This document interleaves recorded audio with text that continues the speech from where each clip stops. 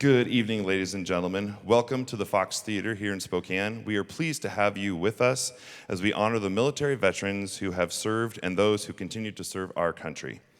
With the veterans who are present with us tonight, please stand as you are able and be recognized.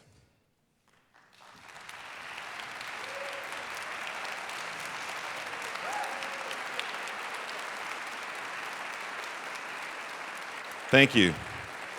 This concert is for you. Please join me in giving a warm welcome to the Ferris Wind Ensemble.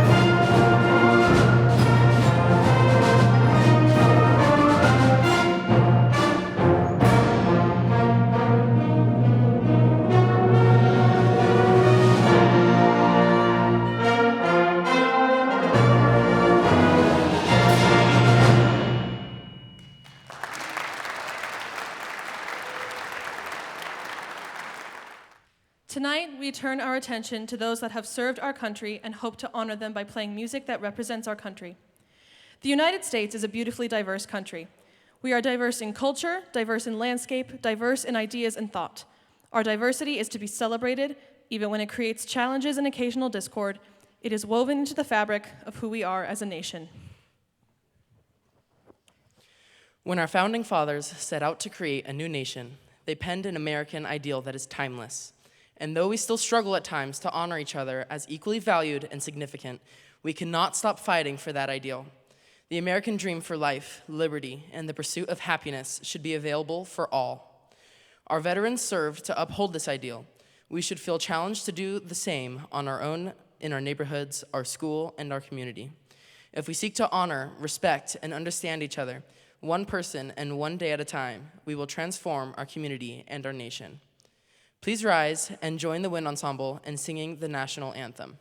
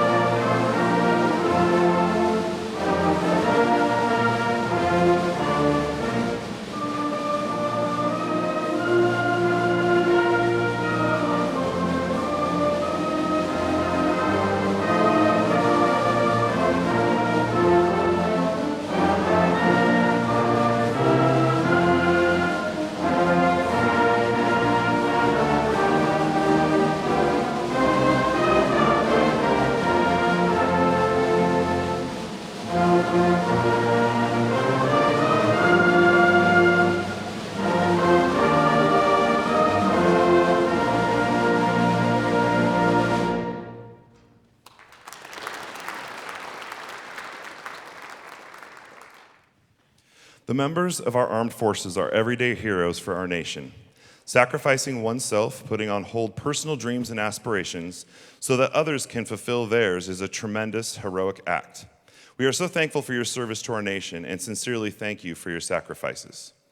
I asked the students to write down the names of people in their lives that they see as everyday heroes, those who have influence to inspire, who they look up to, those who encourage and help them to become the best version of themselves. Not surprisingly, many of you here tonight were named. The parents, grandparents, teachers, coaches, etc., that impact the lives of young people are the heroes of their lives. Thank you for your service to our young people. This next piece is a tribute to all those who are the heroes in our lives.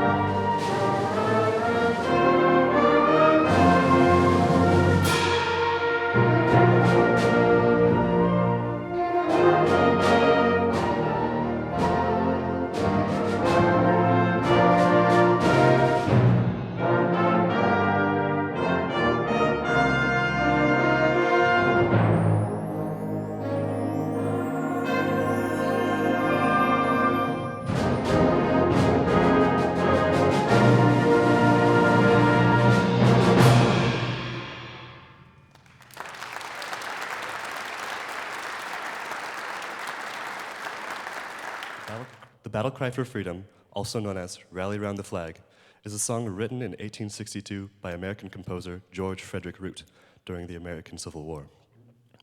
The song's success and popularity among the Union was due to its even-handed references to both abolitionism and unionism. Thus, Both groups of Unionists, those opposed to slavery and those in favor of secession, could utilize the song without reservation. Immensely popular during and in the years following the war, many believed it should be our national anthem.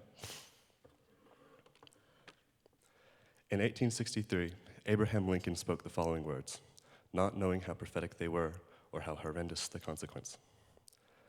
At what point shall we expect the approach of danger? By what means shall we fortify against it? Shall we expect some transatlantic military giant to step over the ocean and crush us at a blow?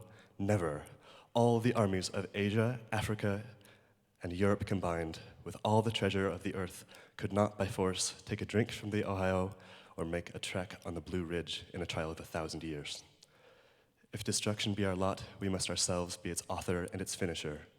As a nation of free men, we must live through all time or die by suicide. At no time in our nation's history have we been in a greater crisis than the years before, during, and immediately after the American Civil War. The cause for freedom and liberty resulted in thousands of deaths, all Americans. Since the birth of our nation, the fight for freedom has been our cause, our mission, and our purpose.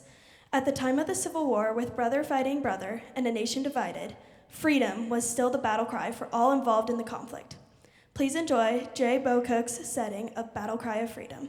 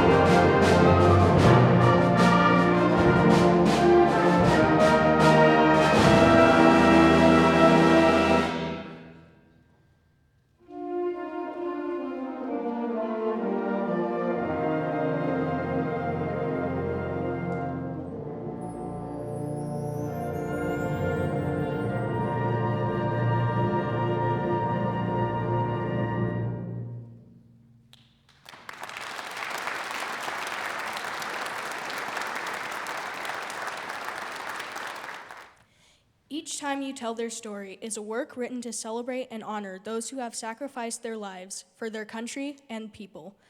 It is a musical and poetic journey that carries the listener from the horrible human sacrifice of war to the love a soldier must feel towards his fellow man to give such a sacrifice. The piece contains a poem entitled At the Site of the Memorial, which will be read by Junior Deacon Ball. The poem transitions the view of basic heroic loss from that of duty for one's country to the act of love for one's fellow man, which justifies life sacrifice more than valor. As the piece ends, taps is heard, and the winds fade, symbolizing the remembrance and heroism and the acts of love that remain alive after all else are gone.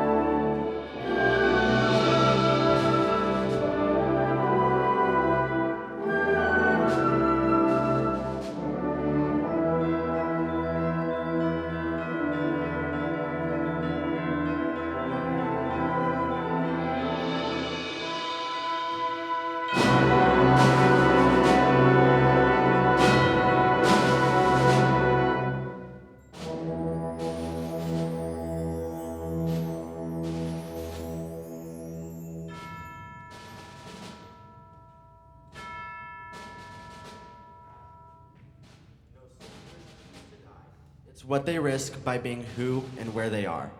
It's what they dare while saving someone else whose life means suddenly as much to them as theirs, or more. To honor them, why speak of duty or the will of governments? Think first of love each time you tell their story. It gives their sacrifice a name and takes from war its glory.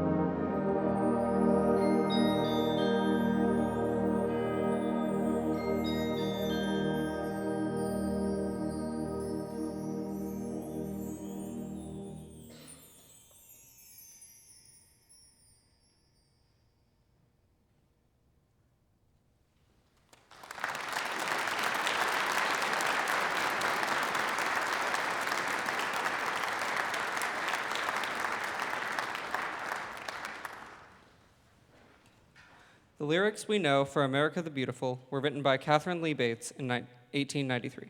Her poem, in its final version, had 8 verses. The first is the most beloved and well-known.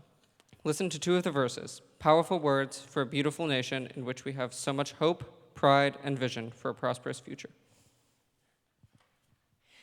O beautiful for spacious skies, for amber waves of grain, for purple mountain majesties above the fruited plain. America, America, God shed his grace on thee, and crowned thy good with brotherhood from sea to shining sea. O beautiful for patriot dream that sees beyond the years, thine alabaster cities gleam undimmed by human tears. America, America, God shed his grace on thee, and crowned thy good with brotherhood from sea to shining sea. Douglas Wagner's arrangement, based on the famous Carmen Dragon setting, hopes to stir patriotic passion within all of us. It begs us to reflect on the patriotism means and challenges us to contemplate what is truly beautiful about our country. Our veterans serve to provide us the opportunity to live in a nation where we can hope with certainty that one day the American idea will be fulfilled for us all.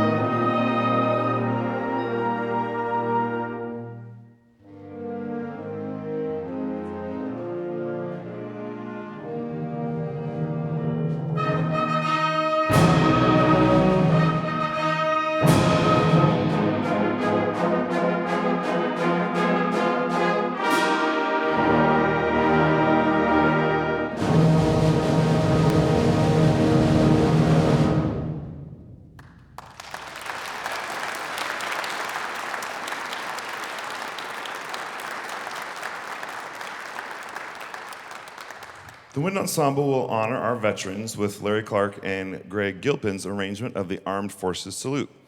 When a serviceman or woman hears their branch's song, they stand up to show their pride. We invite you to stand for your song when you hear it played. Also, if you have a family member who has served in our armed forces, we invite you to stand for them as well. We will announce each of the military songs as they were played.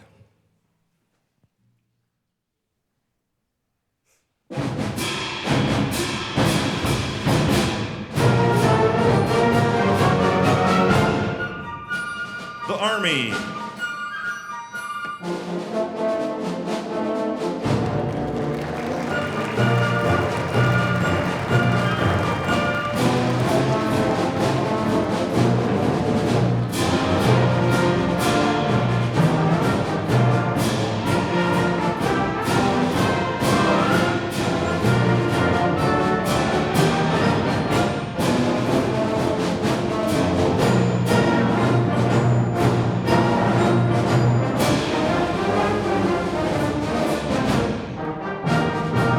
The Marines.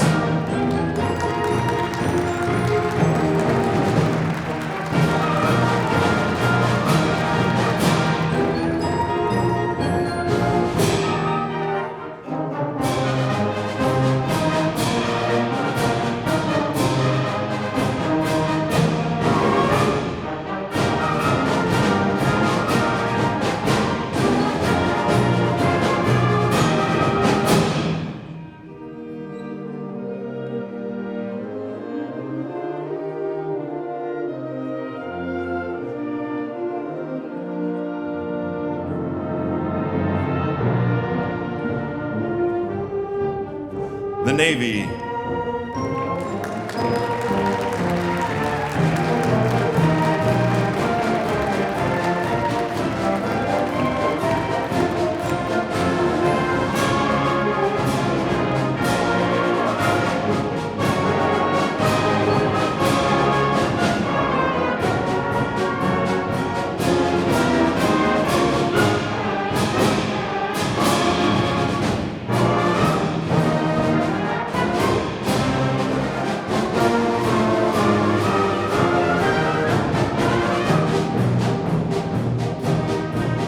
The Coast Guard.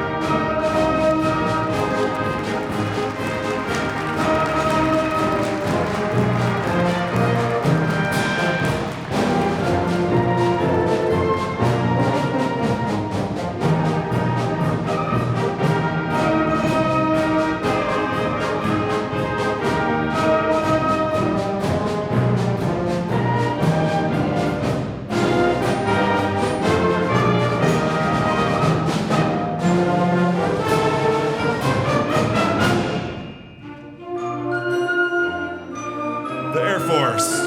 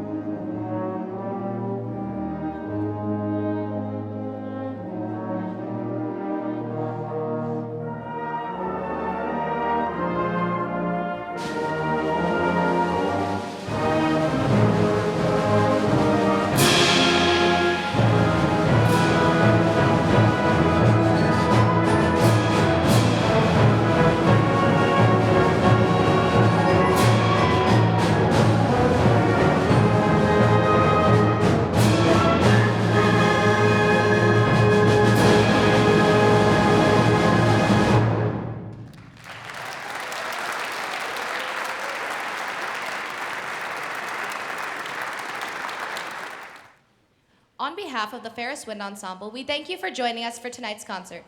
Additionally, please join me in thanking Walker Construction for underwriting tonight's concert.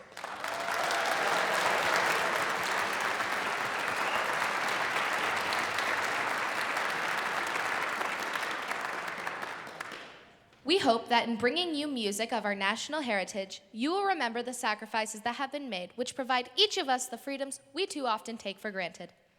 Though our time here is but a token of our appreciation, we are daily indebted to the men and women who have served our country. We thank you for your attention, and again, we thank you for coming. The Ferris Wind Ensemble leaves you tonight with the National March of the United States of America.